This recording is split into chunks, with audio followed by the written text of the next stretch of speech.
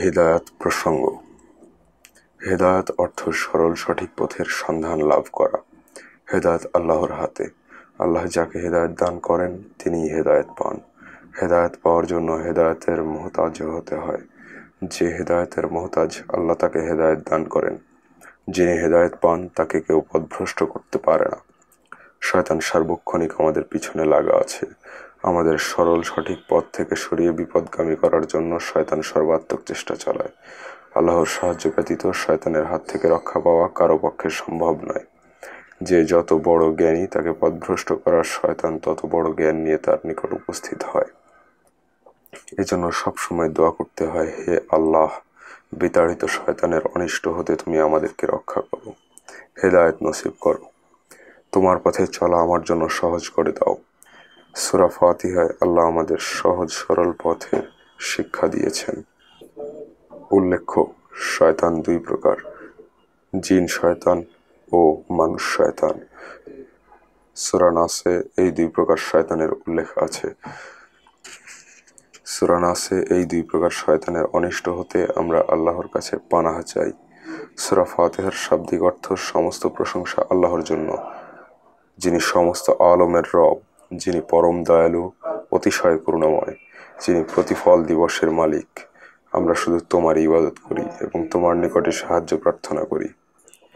আমাদের সরল সঠিক পথ প্রদর্শন করো, ওই সমস্ত লোকেদের পথ যাদেরকে তুমি পুরস্কৃত করেছ। তাদের পথ নহে যাদের প্রতি তোমার গজব বর্ষিত হয়েছে, তাদের পথও নহে যারা পথভ্রষ্ট, তাদের পথও নহে যারা পথভ্রষ্ট। কবির ভাষায় সূরা ফাতিহার প্রার্থনা। অনন্ত অসীম প্রেমময় তুমি, বিচার দিনের স্বামী, যত গুণাগুণ হে চির মহান, তুমি অন্তর্যামী।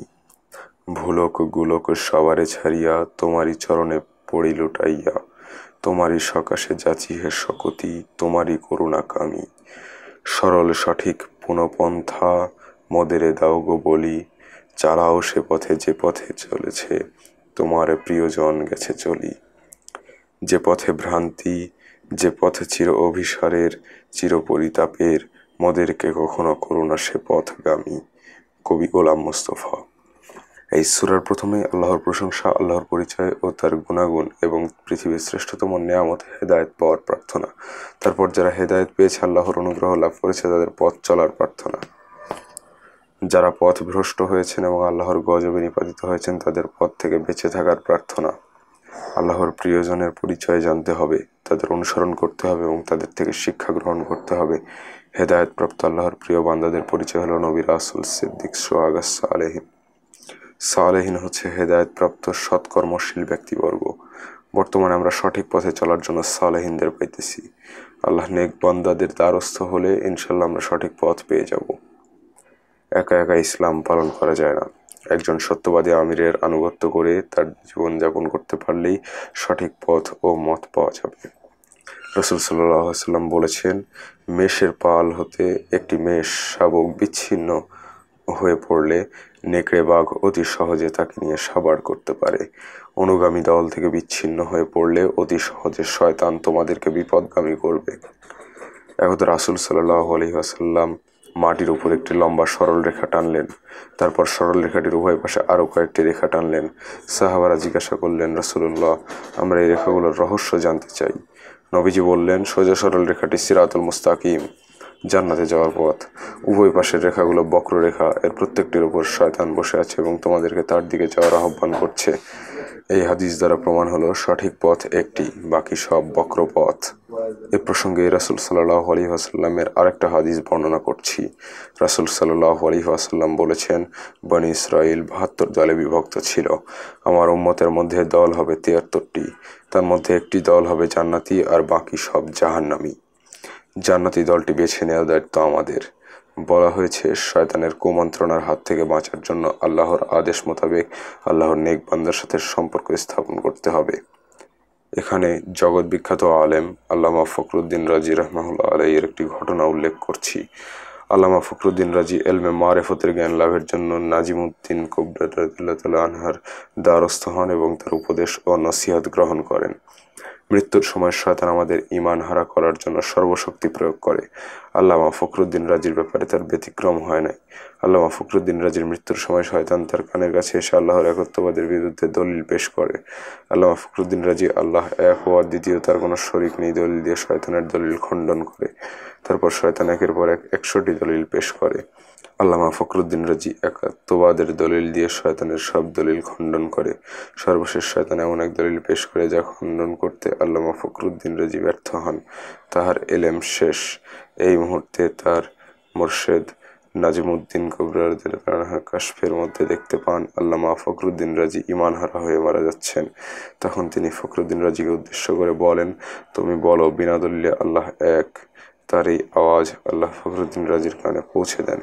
এই আওয়াজ শোনার সাথে সাথে আল্লামা ফখরুদ্দীন রাজি শয়তানকে বলে দিলেন, দলিলের কোনো প্রয়োজন নাই, বিনা দলিলে আল্লাহ এক। এই কথা বলার সাথে সাথে পবিত্র কালেমা পড়ে ফখরুদ্দীন রাজি রাহমাহুল্লাহ ইন্তেকাল করেন। এখানে আল্লামা ফখরুদ্দীন রাজির ব্যাপারে আমি যে ঘটনা পেশ করলাম, অনেকেই এসব বিশ্বাস করেন না। নবীগণের মুজিজা যেমন সত্য, আল্লাহর ওলিদের কাশফ কারামতও তেমনই সত্য। কারামত দেখানোর জন্য আল্লাহর এই ওলিদের পৃথিবীতে পাঠান নেই। সরল অন্তঃকরণ ও সরল বিশ্বাসের লোকেদের আল্লাহ পছন্দ করেন।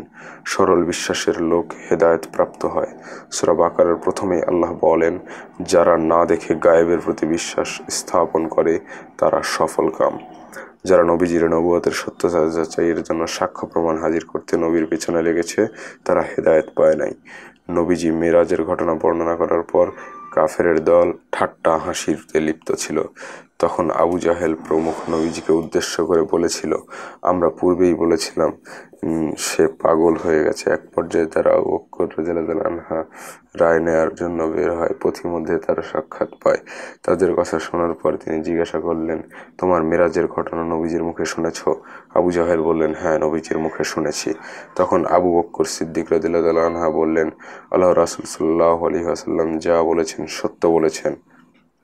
এই কথা বলার পর হযরত আবু বকর রাদিয়াল্লাহু আনহু সিদ্দিকী উপাধি লাভ করেন।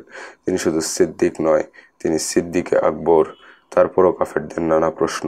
তারা নবীজিকে প্রশ্ন করল, বাইতুল মুকাদ্দাসের দরজা কয়টা, জানালা কয়টা, কোন দরজা কোন দিকে ইত্যাদি। আমরা কারো আমন্ত্রণে কোনো বাড়িতে গেলে অথবা ইবাদতের উদ্দেশ্যে কোনো মসজিদে প্রবেশ করলে দরজা জানালা গণনা করি না।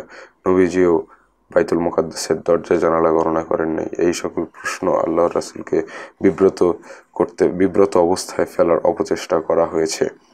আল্লাহ নবীজিকে বললেন, আপনি চিন্তা করবেন না, আমি বাইতুল মুকাদ্দাসকে আপনার সামনে উপস্থিত করে দিচ্ছি। আল্লাহ রাসূল সাল্লাল্লাহু আলাইহি ওয়াসাল্লাম বাইতুল মুকাদ্দাস দেখে সব প্রশ্নের উত্তর দিয়ে দিলেন। উপস্থিত কাফের মুশরিকদের অনেকেই ইতপূর্বে বাইতুল মুকাদ্দাস যাওয়া আশা করেছিল। নবীজির উত্তর শুনে তারা হতভাগ হয়ে যায়। এভাবে আল্লাহ তাআলা কাফের মুশরিকদের পরাস্ত করেছেন।